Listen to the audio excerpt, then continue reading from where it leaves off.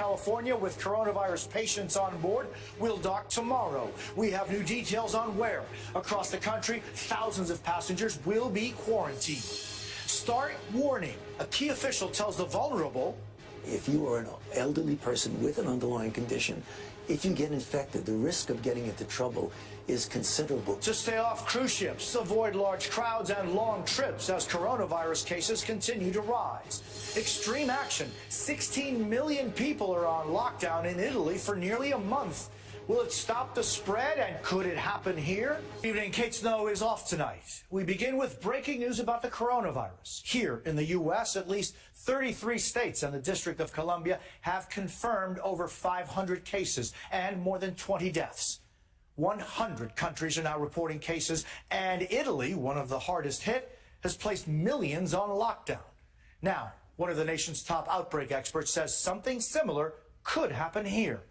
We also learned there's a quarantine plan for the thousands of passengers and crew who've been stuck on a cruise ship off the coast of California. The State Department also advising Americans, especially those with underlying medical conditions, to stay off cruise ships.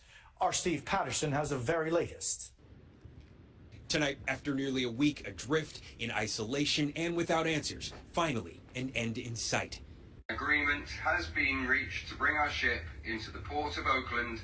The Grand Princess is expected to dock Monday. Already 21 people are positive for coronavirus, including 19 crew members, thousands still untested.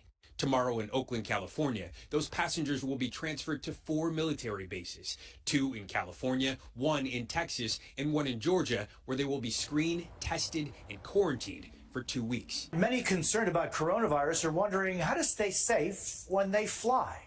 Here's NBC's Sam Brock.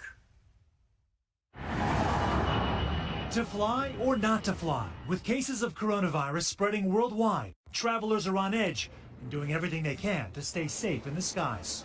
I'm really worried about just being in the airport because we get people from all over, and you never know who you're coming in contact with directly. Did you feel safer wearing the mask?